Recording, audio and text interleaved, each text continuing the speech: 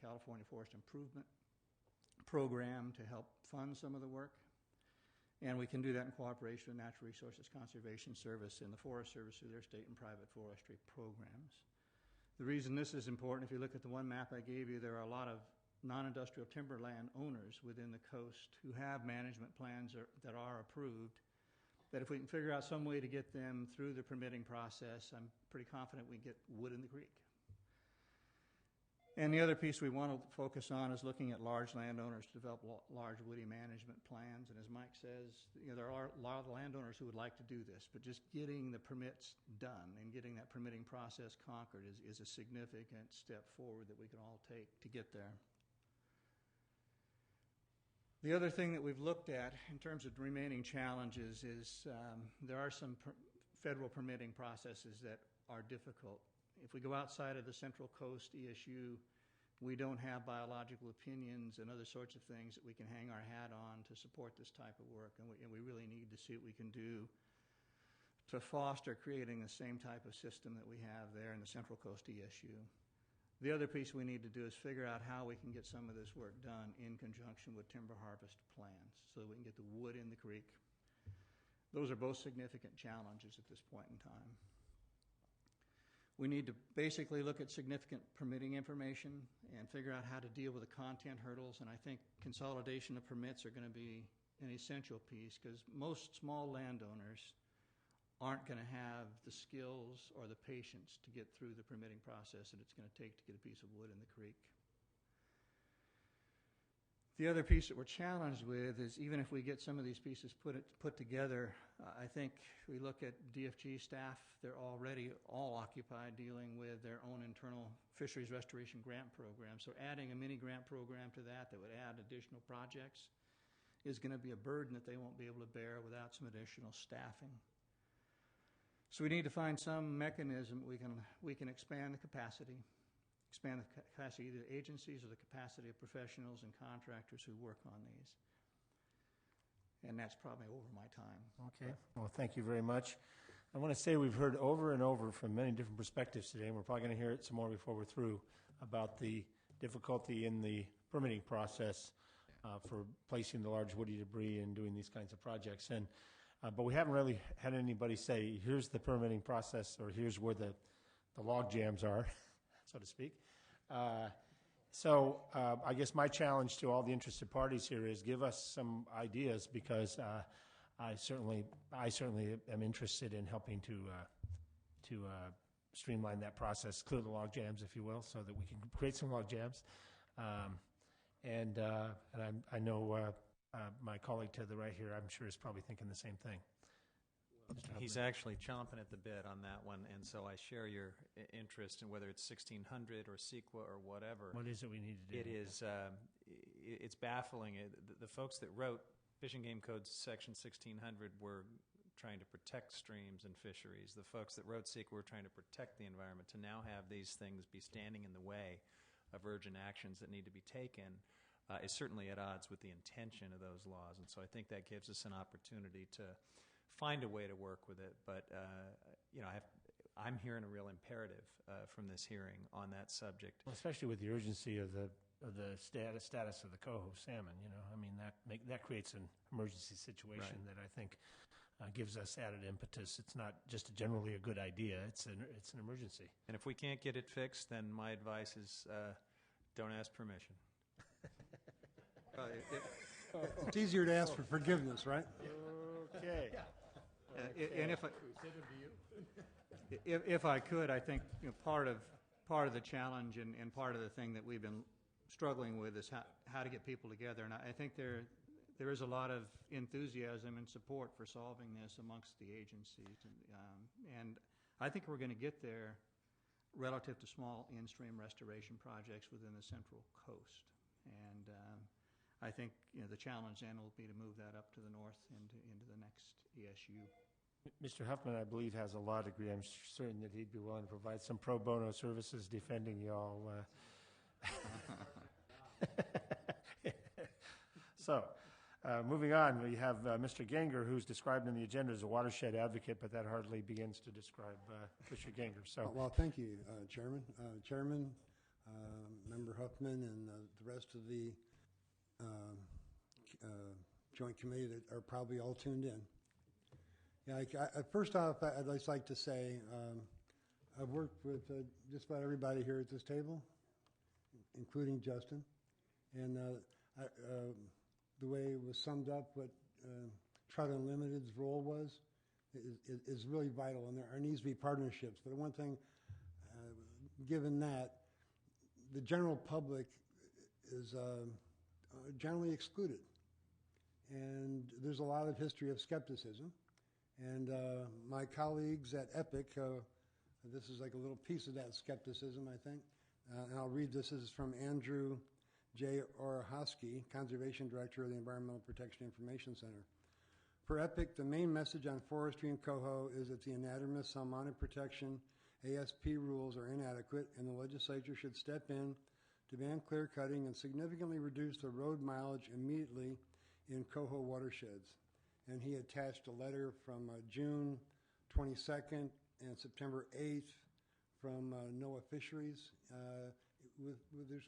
which were quite critical of the ASP rules. One of the things that's interesting, I don't know, you all, I think, have probably heard of Aldo Leopold and getting a common conservation ethic. And we have a ways to go on that.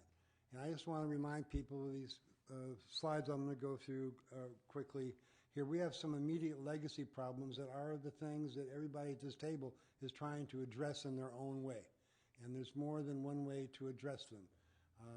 I'm involved on the board of the Redwood Forest Foundation Incorporated, and we were just lucky after perseverance. We got a conservation easement on about 50,000 acres, and it was with the support of you all that this happened. And for one thing, what that conservation easement does, it takes out in perpetuity the demonization or actuality of human beings negatively impacting fisheries. This prevents development and all the potentially negative aspects. It also requires a Forest Stewardship Council certified plan and management plan, puts a limit on cut, and also involves the road policy and actions according to the Pacific Watershed Associates Forest and River Roads, which is sort of the Bible that came out of the so-called timber wars conflicts. One aspect of that was Redwood National Park, and we need to try and bring back all that, because for instance, Epic versus Johnson, it was about cumulative effects, and this is what everybody's actually talking about trying to do. But there really hasn't been a cumulative effect process that the public finds credible. I don't think CAL FIRE has ever turned down a plan that said it was or was not going to have cumulative effects, even though they may or may not. There's studies that have been ignored, the Little Hoover Commission report, the Dunn report, and one of the things that me personally was really difficult, that after 300,000 cubic yards torrented down Bear Creek in the 96-97 storm, a harvest plan that was submitted before that torrent was approved the following summer by CAL FIRE, saying that there was no significant adverse cumulative effects involved in that harvest plan. So we really have a ways to go to get some of this kind of credibility. And I started doing forestry awareness scenarios in 1975, and have been working to try and earn some semblance of a living in restoration since 1979. So here is catalogging in Usal Creek watershed, which is one of those in the Ruffey land that's in the central endangered Coho range. And I wonder why first time that's seen a Coho was in the North Fork by fishing game crews this year. This is the kind of damage that we're facing. It's not that long ago. This is a log jam in Anderson Creek, an important tributary refuge in the South Fork. And I don't know if you can see that too good, but that's me when I was younger, in the plaid shirt there on top of this log jam. And so we viscerally experienced the destruction from the air. This is most of this wood is from the railroad and railroad trestles that went from Bear Harbor to Piercy Creek watershed. And after we took this out, there was a run of Chinook salmon in that watershed in 1980. The whole valley was like Alaska, stank of carcasses, and there was eagles and bears everywhere. This is Stanley Creek, 1980. This is the kind of operations that happened after the Modern Forest Practices Act. And this is where Water Quality tried and put down their first waste discharge requirements. And they got beat back, I'll tell you. This is the kind of legacy stuff that's not that long ago that we're coping with. This is Juan Creek. You know, this is the riparian, this is definitely a transition period. And this is what we're talking about. That's why there isn't the large wood that we need these days. The Usal Creek 77. You know, now this is back now, going real close in time now to Ruffey, and Trout Unlimited worked in partnership with Campbell Timber Management and Hawthorne before Ruffey bought this land. And this is a huge landing crossing being taken out of Clark Fork. I didn't have the pictures with me with the water running, and they just took a video of fish in this area now, but that was a before and after on that. This is Robert Ballard and a few other people in Lower Usal with, there's projects going on right now to try and evaluate this with the dry and the isolated pools. And this is, now we're in the positive thing here. Some of you may recognize Craig Bell over there.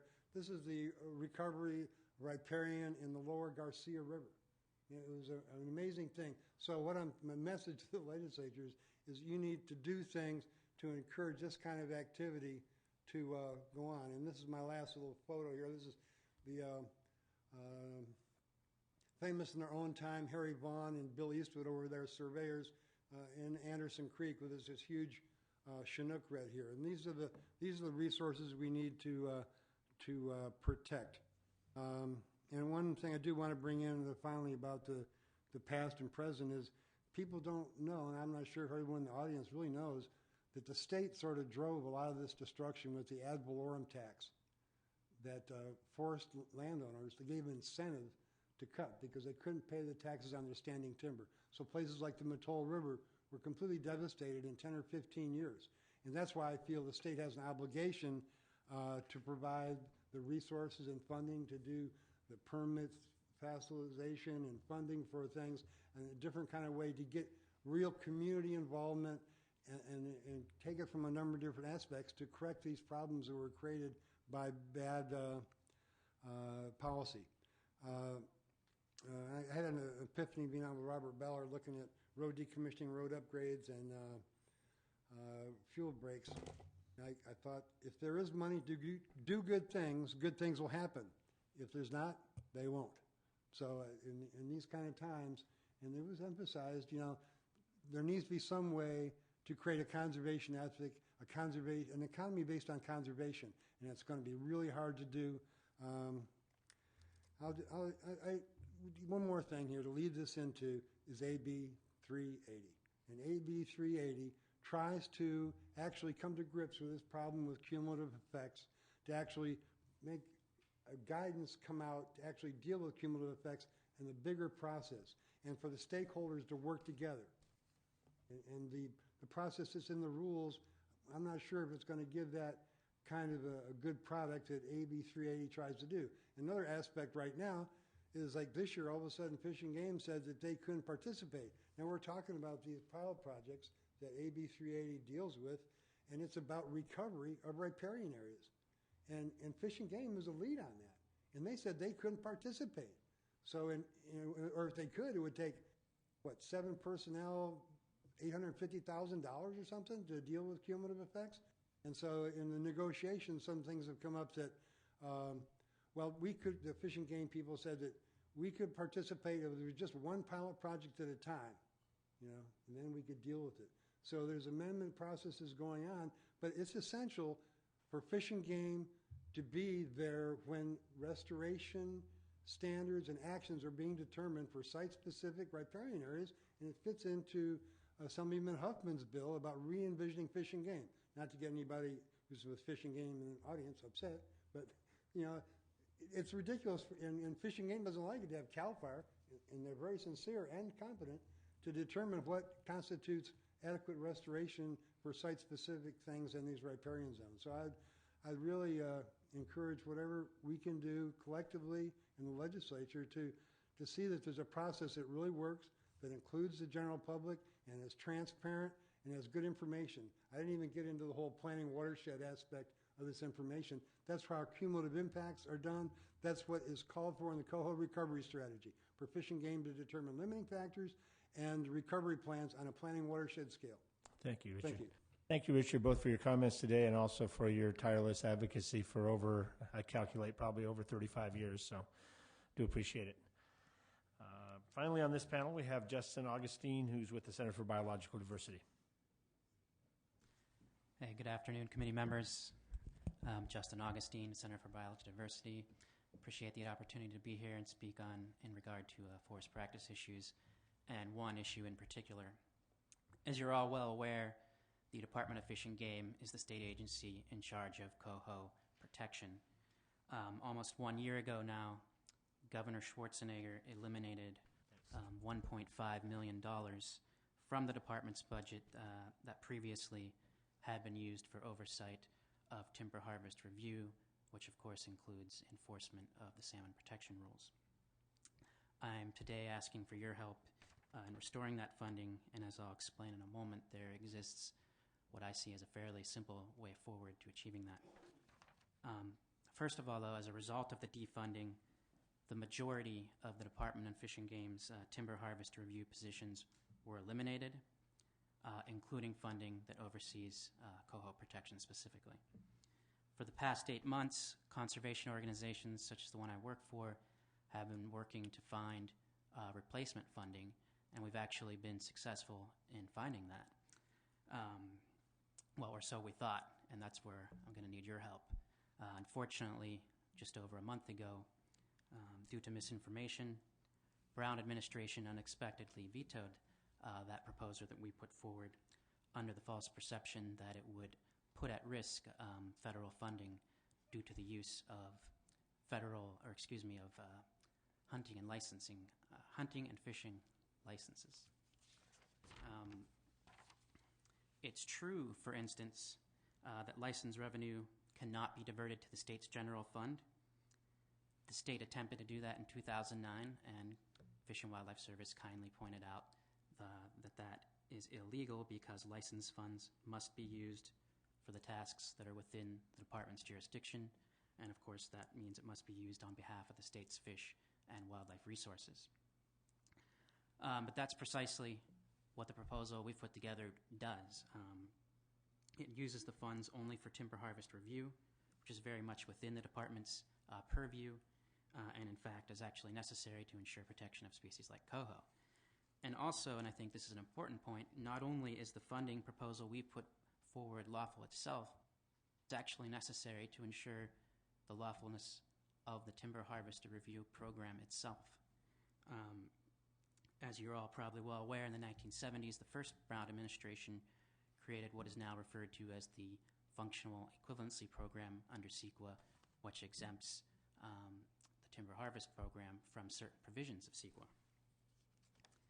That program, however, mandates that timber harvest review must use an interdisciplinary approach, and of course that means consultation between CAL FIRE and the Department of Fish and Game, and regarding the impacts of logging on not just the coho, but all wildlife and fish resources. So, due to the defunding, not only are coho not receiving the oversight they need and deserve, but the entire timber harvest review program is currently in violation of the law, and because consultation is not occurring when it needs to be. We have about 4 weeks before you all adjourn to enact legislation that restores the lost funding. I've outlined a specific source of that funding. It's lawful. It actually is necessary to achieve the lawfulness of the current program, so there's no reason not for us to work together and make that happen. I really appreciate you letting me speak about this, and I hope we can make that happen. Thank you. Okay, thank you very much for your comments, all of you. This is very informative, and hopefully we will find some solutions out of the dialogue that has taken place here today. So our final panel is on captive rearing programs, and we have 3 panelists, Carlos Garza with the Southwest Fisheries Science Center of NIMS, Greg Horton, Sonoma Water Agency, and Ketra Meyer, Mattole Salmon Group. Okay.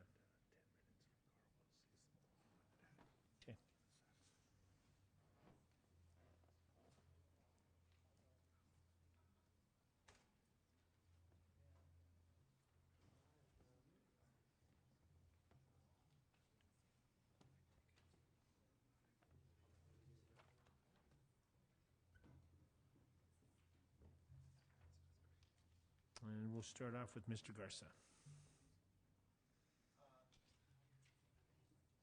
Microphone? Good afternoon, Chair Chesborough and members of the committee and staffers. I want to first say what a pleasure it is to be here today and to have been invited to speak at this hearing. And I want to spend one moment to introduce myself and my research group, and then to talk about the topic at hand. I lead the Molecular Ecology and Genetic Analysis team at the Southwest Fisheries Science Center Laboratory in Santa Cruz, California. We are a NOAA Fisheries, National Marine Fisheries Service laboratory, but my research group actually operates as a cooperative research unit between the University of California and NAMSA. In fact, most of the people that work in my group are University of California, either staff members, graduate students, or postdoctoral fellows. And since this is a state hearing, I wanted to point out the fact that we are actually a joint federal-state laboratory. And with that, I will, let's see, how does this work? There we go.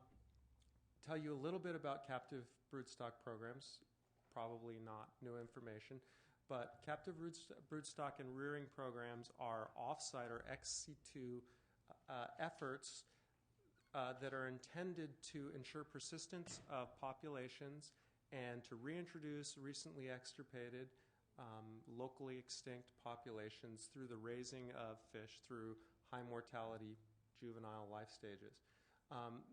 They are extremely expensive, and they're not as successful generally as in situ or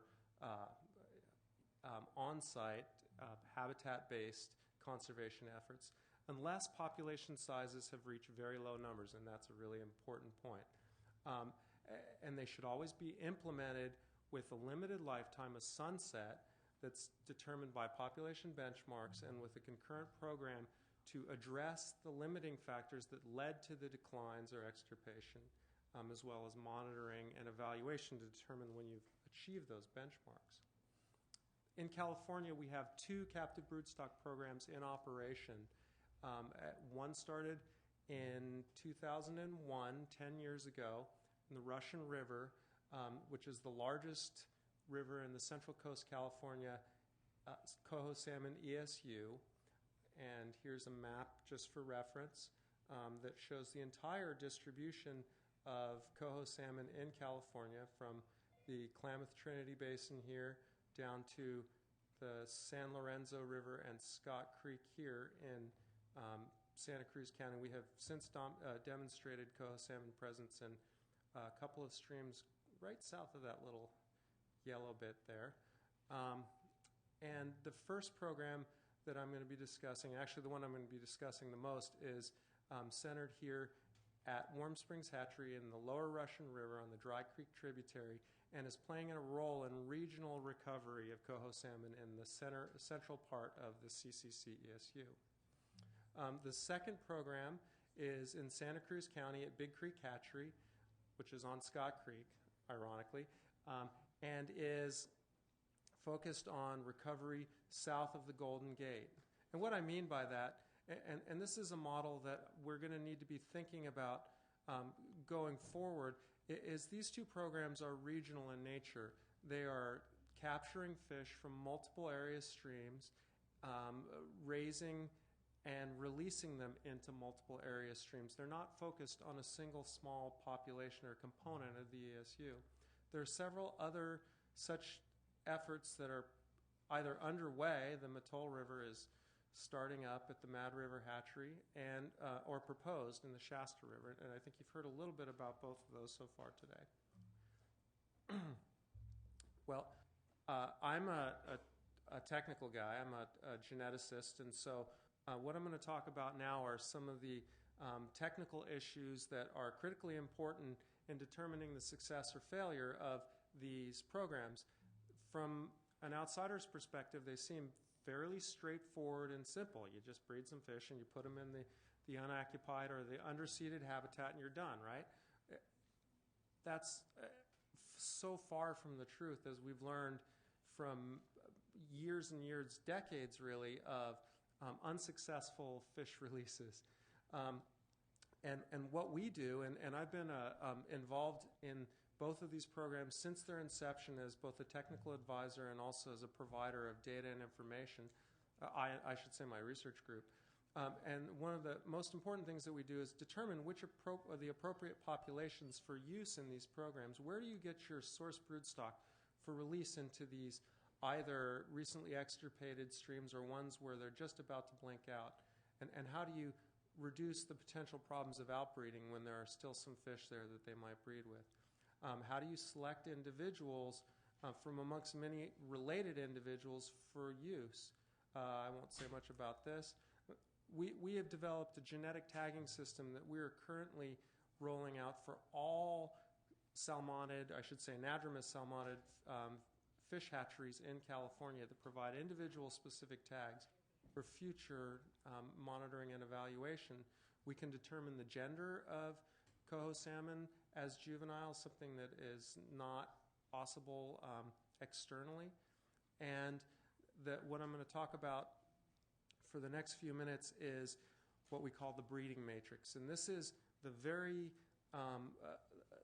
straightforward process of determining who the related individuals are in a captive broodstock program and keeping them from mating together so as to reduce inbreeding and the associated reductions in fitness. Now, this is Dave Strige, the former hatchery manager of Big Creek Hatchery, and Dave's really good at what he does. But Dave cannot tell by looking at fish which are the close relatives and which are not. However, every single animal species has developed a mechanism for identifying close relatives and avoiding breeding with them. So we have to be a surrogate mate choice advocate for the fish when they're being bred in captivity. And why is this important? Well, it's important. This is for steelhead, a closely related species. But all that I want you to notice here are these two bars. This is the percent marine survival of steelhead in Alaska, 6% when the two parents of these fish are unrelated, less than 1% when they're brothers and sisters. So inbreeding has a direct effect on the bottom line for salmonids, which is marine survival. So what is the breeding matrix? Well, the breeding matrix is a rank ordering of all potential male mates for each female so that when she becomes ripe, we can choose the appropriate males to mate her with from amongst many potential partners. And so this is just intended to show you how some males, BR2250 in this case, are quite good mates for some females and bad ones for the other. You might look at this and say, well, this doesn't look that bad. Well, it doesn't look that bad because I've truncated it and I'm only showing you the top part of it. And these are two examples of bigger matrices that show here the red numbers and here the red blocks. The individuals that are related so closely that inbreeding depression and low survival would almost definitely occur in every one of these matings. And so how well do we do? Well, we don't do perfectly. If you don't use a breeding matrix in these populations, you get something that looks like this, where anything over 0.25 here is a highly inbred mating. With the breeding matrix, these yellow bars, we achieve a huge reduction and we eliminate almost all of the highly inbred matings. We can't achieve the optimal matings, however, because not all these fish are becoming ripe at the same time. So even with the use of this breeding matrix, these somewhat related individuals right here are still causing a substantial, significant reduction in survival in the Russian River Coho salmon broodstock program. This is a generalized linear model which found the only significant effect in determining juvenile survival in the hatchery was the relatedness coefficient of the parents. So we started outbreeding, taking fish from Lagunitas Creek right here and bringing them in to the Russian River Basin, to Warm Springs Hatchery, and mating them together. And then we decided to do two things. One is to, the first one is to release them and to see how, actually, let me go back, to release fish from these two basins, sort of essentially simulating what we were doing in the hatchery in Salmon Creek, which is in between the two. And Salmon Creek, ironically, has not had coho salmon since about 1980. In fact, there are no salmon in there. Chinook don't go there either. So that's Salmon Creek in western Sonoma County? That's right, exactly, yes. It is, that's right. Right in between, it's right north of Bodega Head. So, yeah, that's not a great depiction there, but it's right there. And in a release that was reported on the front page of the San Francisco Chronicle, the California Department of Fish and Game, in consultation with us and others, released equal numbers or almost equal numbers of adult fish that had never been to sea, that had been raised at Warm Springs Hatchery in Salmon Creek. The next year, unfortunately, some of the tributaries where they were released dried up. A fish rescue was performed, and they took fin clips from some of those fish, sent them to us, and we did a genetic analysis to figure out who the parents were. And what we found was, number one, all of the fish there were a result of these adult releases. These are fish that had never been to sea, who were allowed to spawn naturally, choose mates. And when you allowed them to choose mates, guess what? Most of the matings were actually matings between fish from the different creeks. So they were choosing the most unrelated individuals. And the individuals who were, the offspring were, by and large, from the hybrid matings. And I didn't mention this, but you probably have already understood from the earlier talks that the Lagunitas fish are much less inbred than the Russian River. So a Lagunitas fish mating with a Lagunitas fish does not produce as much inbreeding as a Russian by Russian fish does. So this was confirmation in the field that what we were doing in the hatchery was working. And then, this will be my final data slide here, we actually were able to show that those, the fish that we crossed in the hatchery using that same technique had higher survival over summering in the first year in fresh water. So we're now able to show that, number one, fish can actually actively choose unrelated mates and do.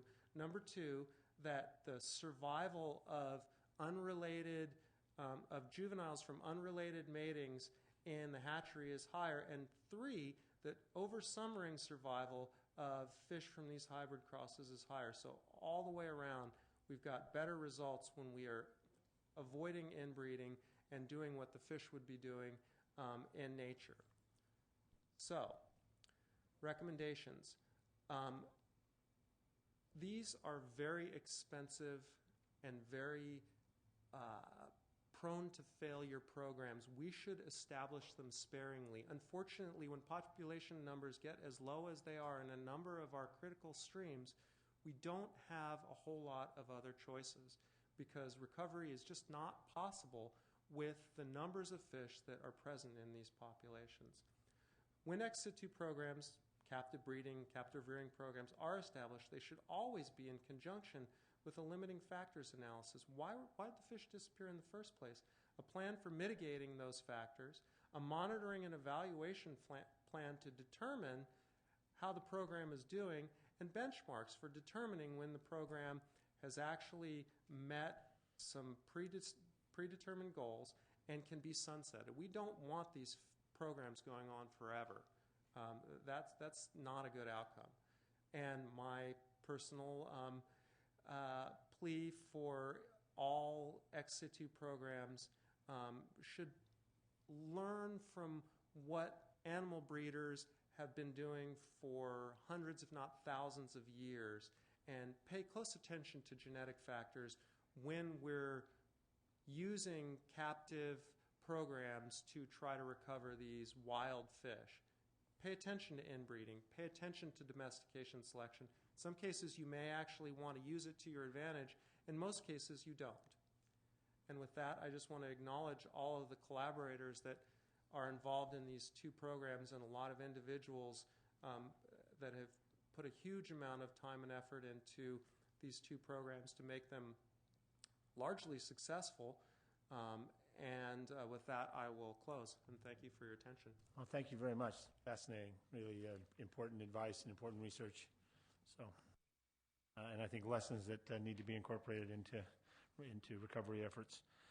Greg Horton, Sonoma County Water Agency.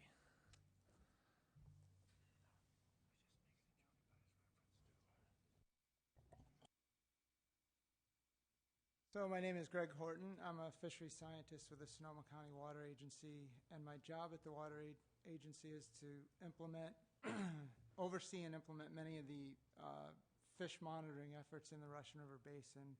And I'd just like to thank you for allowing me to speak today on behalf of Coho salmon in the Russian River. As we've heard today, just like in other systems, the Russian River Coho continues to balance on the brink of extinction. And true and lasting recovery for this population will certainly require dedication, innovation, and collaboration on the part of those entities working directly with the resource on a regular basis. However, those efforts can only continue and be successful with a similar commitment and determination from local, state, and federal governments in support of those efforts. Today, I'd like to demonstrate how some of those attitudes of the people involved in coho recovery in the Russian River have led directly to some fairly dramatic early success. But I'd also like to caution that we still have a long way to go and that achieving our goals will only be possible with stamina, wherewithal, and political will. Historically, the Russian River supported one of the richest populations of salmon and steelhead in the state of California. But in the early 2000s, coho were literally down to a few individuals and a couple of tributaries.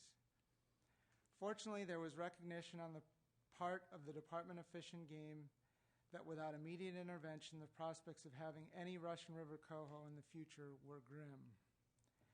It was quite literally the 11th hour. In a bold step, some of the last remaining juvenile coho were captured from the wild, brought into captivity, and reared to maturity to provide offspring for future release into some of the highest quality habitat remaining in the drainage. This effort was the inception of what is today called the Russian River Coho Salmon Captive Broodstock Program that Carlos just talked about. Capturing fish from the wild before they have gone to sea and rearing them to maturity to release their offspring into the wild is relatively rare in any salmon recovery program and even more uncommon for coho. And the reason largely has to do with some of what Carlos talked about. I just want to reiterate that, though, that without the inception of that program, we probably wouldn't have Russian River coho salmon today.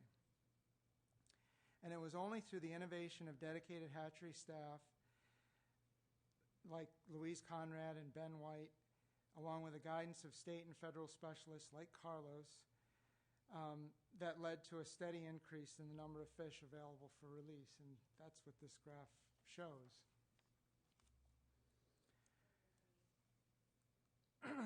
But this effort to produce coho in captivity for recovery was merely the beginning.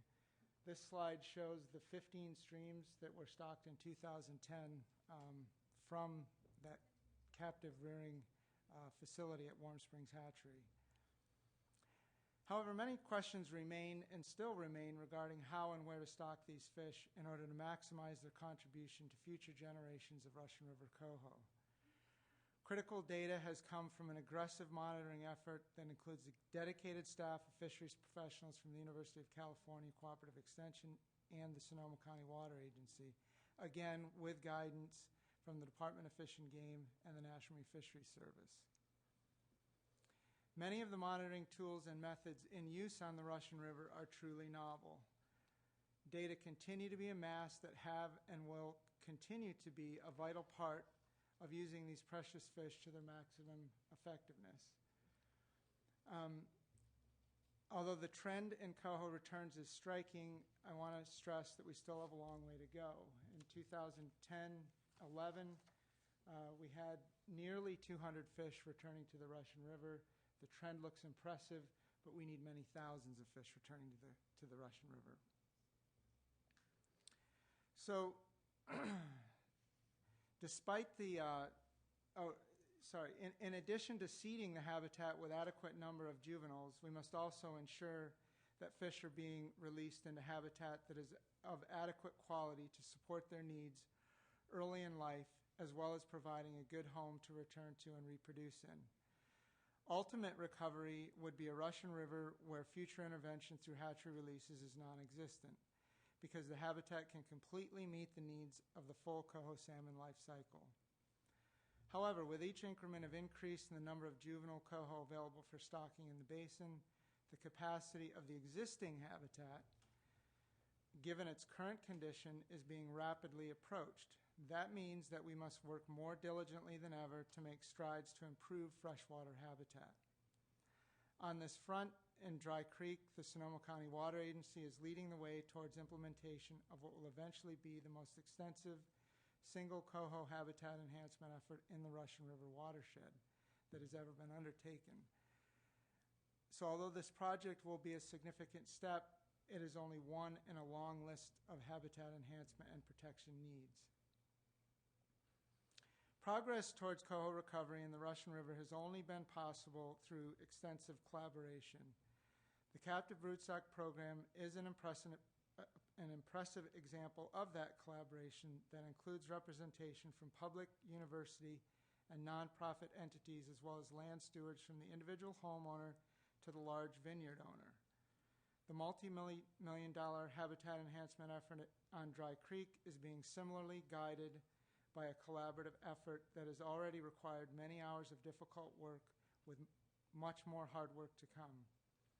There are also notable examples, some of which you've heard about today, such as the Russian River Keystone Initiative funded by the National Fish and Wildlife Foundation, that are targeting the specific yet significant effects of stream flow impairments to coho habitat in the basin.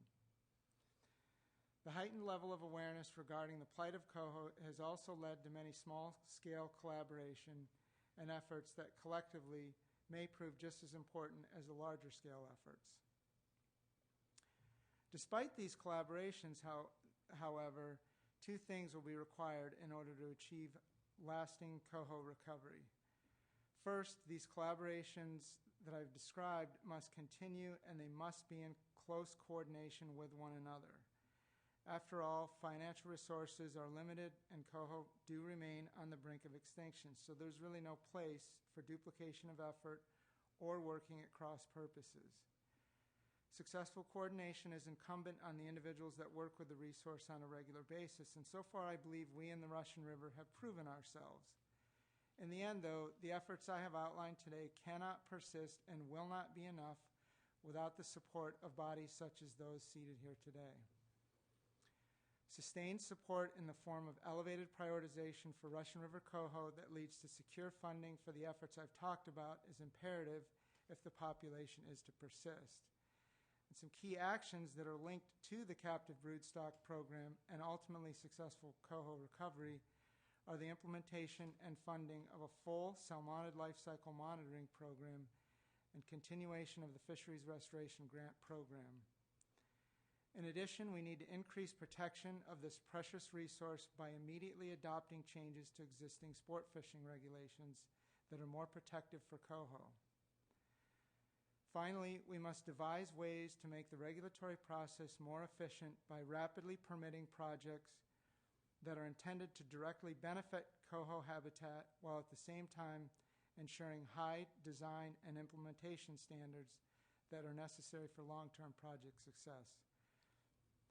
So in short, much of what is required will consist of facing difficult, costly decisions, including some sacrifices. But coho populations are at a point where they can ill afford us to avoid those tough decisions any longer. Thanks. Well, thank you very much for your presentation. And last but certainly not least, we have Keitra Meyer, the Mattole Salmon Group. I'm glad to have you here. Very interested in hearing how things are going in the Mattole. Thank you. I appreciate the opportunity to be here, and I'll try to make this quick as the last presentation of the day.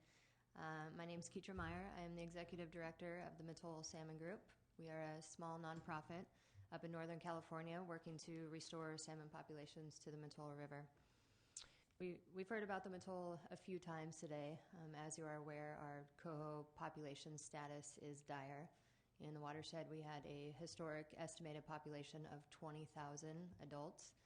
And this last year, we saw 10 live Coho and 5 reds. The year before that was even worse. We saw 3 live adults and 2 reds. Our Coho have been restricted to the upper 10 miles of the watershed due to temperature and sediment impaired waters throughout the rest of the watershed. But now, unfortunately, up in the headwaters, they are drying up due to a lack of groundwater storage, a longer dry season than we had seen in the past, and from legal and illegal diversions. And unfortunately, the Coho just can't survive these conditions. However, at the same time, NOAA Fisheries has identified the Mattole Coho population as a core population, meaning that the Mattole population is necessary to recover the Salmon Coho salmon ESU. As you're aware, we've had a long history of restoration in the Mattole watershed. The Mattole Salmon Group, Mattole Restoration Council, and Sanctuary Forests have been working for over 3 decades to restore the watershed. It is a place that we can focus on recovery. We have no dams, we have no hatcheries, we have a closed fishery. It is a very rural environment, and over 1/4 of our watershed is managed for conservation purposes. We have been successful in restoring some watershed conditions, but as you know, restoring a watershed and all watershed processes is a slow process. But in the Mattole, we do have a lot of data. We have a lot of planning documents. We just completed the Mattole Coho Recovery Strategy, which outlines our priority strategies for recovery. Our priority 1 strategies are focused on avoiding the extirpation of Coho salmon from the Mattole. NOAA Fisheries has set the depensation level. This is the level at which below extirpation is likely at 250 adults in the Mattole. So these priority 1 strategies are focusing on us reaching that level of 250. And of course, we need to focus on that before we can even move on to think about meeting the minimum viability requirement for recovery, which is set at 6,500 adults. Our priority 1 actions include many restoration activities in the headwaters, but one of the programs also is our Mattole Coho Recovery Rearing Program. This is an emergency program ensuring the survival of Coho salmon while, and this is very important, that we continue to restore the habitat. Right now, we are implementing restoration projects. We have proposals in. We have plans to implement further large wood projects, to be creating off-channel ponds, to continue our groundwater recharge program, to continue our tank and forbearance program that we're seeing success with restoring in-stream flows in the headwaters. So this is an emergency program, and it's not trying to substitute for any restoration program. They're both going to happen simultaneously. So the Coho Recovery Rearing Program, it's going to rescue juvenile Coho, and we'll raise them at the Mad River Hatchery, as Carlos mentioned, with fall juvenile releases, with spring smolt releases, and now we're looking into winter adult releases. The goal is to increase the survival of Coho salmon in the Mattole, and the program will be operated until we have a return of the 250 adults, which is that depensation level, and flows are restored to the headwaters. So we have set these benchmarks. We realize this is not a program that we want to continue. We want an ending point, and we want to reach our goals as fast as we can. The specifics of the program and the components have been created and outlined by steering and technical committees that we've created with the Mattole Salmon Group, Department of Fish and Game, NOAA Fisheries, Bureau of Land Management, and Fish and Wildlife Service. The Salmon Group proposed the program. We would be in charge of capturing and releasing the fish and monitoring the program. The Department of Fish and Game, now that we've established the Mad River Hatchery as the appropriate place to rear the fish, they will be the lead on the program, and they'll be rearing fish at the facility. BLM and NOAA Fisheries have recently provided funding for the proposed program, and the Mattole Salmon Group has a fisheries restoration grants program proposal in right now for implementation of the program. If all of that goes according to plan, the program will start in 2012. So for the program to move forward, we need continued agency support. We need funding for the program, and we need funding for the Mad River Hatchery for operations and improvements. We also need the Mattole watershed and this program to be identified and held as a priority by Fish and Game and NOAA Fisheries in order to avoid extirpation of Coho salmon in the Mattole, to be able, as I mentioned, recover coho salmon in the Sauk ESU and to not lose coho salmon throughout California. In general, we need the endangered status of Sauk coho salmon to be acknowledged and acted upon. And we do need to focus on these other watersheds that actually have some, well, I wouldn't say healthy populations, but at least higher populations. We need to focus on them now as well and not wait till we get to such low populations that we have to implement these emergency captive rearing programs. This is an emergency. It is an urgent issue. As was mentioned earlier, ocean conditions are good right now, and we should take advantage of releasing as many juveniles as we can. And so if we can move this project forward, this program forward, then we would be able to release more juveniles than we otherwise would. And we could take advantage of those ocean conditions and get a faster return of adults coming back to the watershed. So I thank you for your time and attention and for holding this very important informational hearing.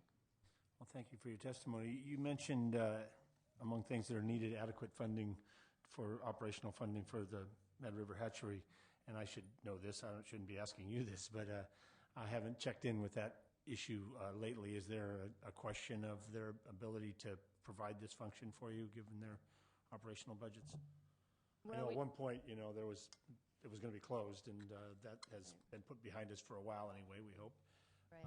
My understanding is that right now it's operating at 50% capacity, and Fish Again is open and wants to be a part of this program and wants to rear fish at the hatchery. Depending on some of the improvements are needed for overall conditions at the hatchery itself and not specific to just this captive rearing program. But there are, I believe the budget I just saw 2 days ago was, I think it could be about $700,000 for just operational improvements to get it started, but that includes an annual salary of a new hatchery manager to work specifically on this program. Also the budgets that I saw, and there was a whole 2-hour discussion about these budgets, which I wasn't a part of, but I believe it's about $200,000 to rear the fish per year if we just raise them over the summer. Actually, it was $160,000. It was $200,000 to rear them and release them as smolts. But then if we're looking at some major changes to rear these fish to adults, it was about $700,000. So that's the information. Well, we've heard, this is one example, we've heard all day the need to provide adequate funding for many, many things. And of course, probably this doesn't need to be said. I'm sure every person in the room is acutely aware of the fact that we're in a period of great, great difficulty in adequately funding, not just these programs, but everything. So it's one of maybe the elephant in the room, if you will. It's the single biggest challenge that we face in terms of the state's participation and adequate support for all of the many great things we've been hearing today. So, and I almost wish I'd had you on an earlier panel when we were talking about marijuana, because this has nothing to do with the captive hatchery concept, but is there an interface going on with Humboldt or Mendocino County's processes for trying to put a regulatory structure in place for the marijuana growing, and whether or not questions of water and fertilizer and other things that could impact the atoll are being considered in their regulations? Do you know? The atoll groups, not to my knowledge, have been working with the county on those regulations. We are right now actually looking at the possibility of starting up some sort of certification program for legal grows in the watershed. We've been talking to some co-ops where if they're green certified or whatever, that their patients are receiving extra money. So we feel like it's something that we could go in. It's an incentive for them. So not necessarily a county regulatory process, but rather a certification process, like a fish-friendly or certification or something like that. So we would go in and say, you need to be doing this, this, and this, and we feel if there's an incentive for them other than just being good to the river and the fish, that maybe they'll comply. So.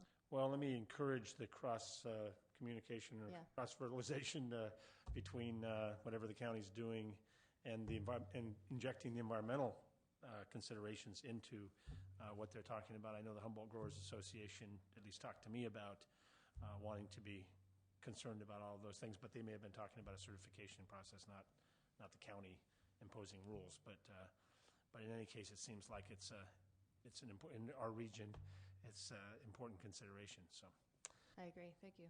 Thank you very much, and thanks to everybody who's stuck it out with us all the way through, and those who participated earlier. It's been very, very informative and helpful. I believe that a more proactive agenda can and will grow out of this.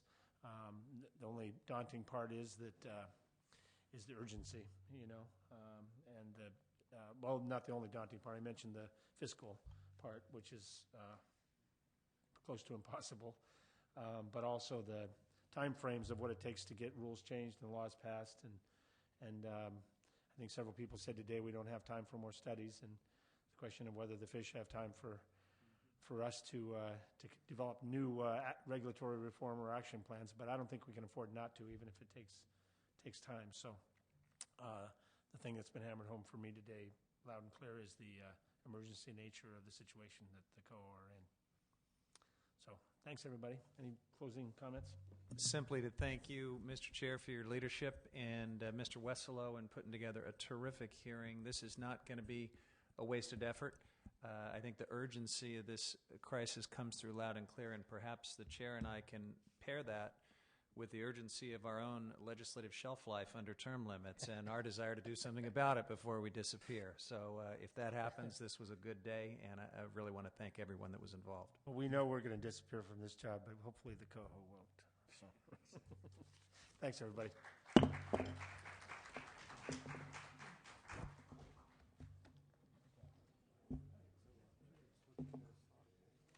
Oh, that's great. Other than,